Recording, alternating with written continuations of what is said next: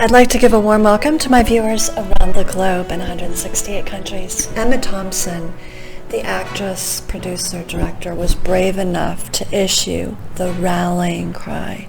Is this sexual harassment? Are you dealing with a sexual predator? Is it quid pro quo, this for that? And that's going to start today by making sure that you understand your rights, you contact attorneys, you make sure that you speak up against predators, and you go after them, one step at a time. I'm Sandra Rupp. I was placed on the Thinkers 50 radar list for the world's top business thinkers. When CEOs get into trouble, there's often public relations firms that are putting out stories in the mainstream media to make them look good. And this is actually a problem. I've seen this so many times. The higher the compensation packages, the worse the behavior.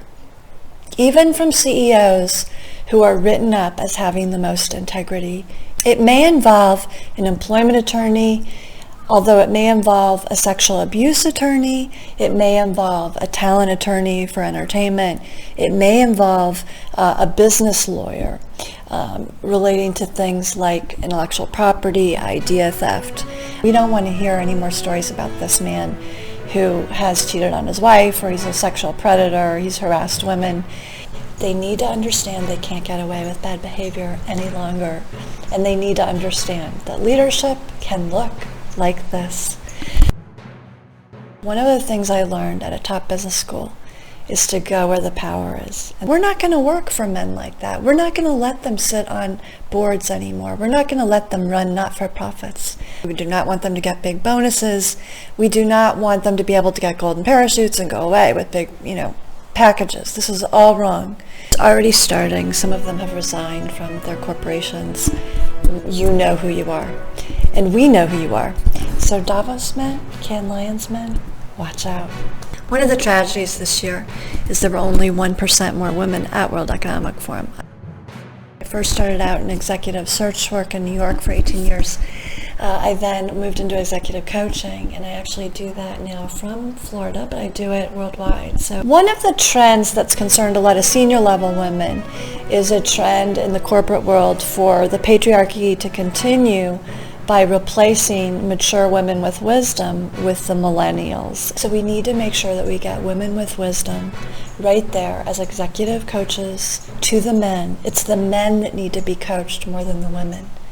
The women are working hard. Most of them are doing a great job. It is the men on executive row and at the CEO level who need the coaching, including CEOs and executives who have hurt women dramatically. And I would be happy to help advise you on this process. Whether you are in New York, California, London, Switzerland, wherever you may be, the Me Too situations may affect you. One of the great things about Florida is they go after predators. They know how to get the best attorneys in the entire world. They will no longer be invited to World Economic Forum. They will no longer be invited to Cannes Lions. And that may mean calling someone in New York, in California, in Washington, D.C. Because we want the women to be invited to these conferences. I saw this conference over in India, and it was shocking to me because there were all these men, including people who have been accused of Me Too situations, who were giving the speeches at this conference. And I don't know if India just doesn't know this, but they will get their PR people to get articles that these people, these men, are actually advocates for women in leadership. And it's a total scam. And I actually saw it to some degree with the recent resignation of Sir Martin Sorrell at WPP Group. And it really bothered me because I was actually believing the Wall Street Journal's articles that he may not have done anything. I mean, from his point of view, he was saying he didn't even know what the allegations were. Then we find out months later that he was going possibly to go see a prostitute in Mayfair, which literally shocked the living daylights out of me.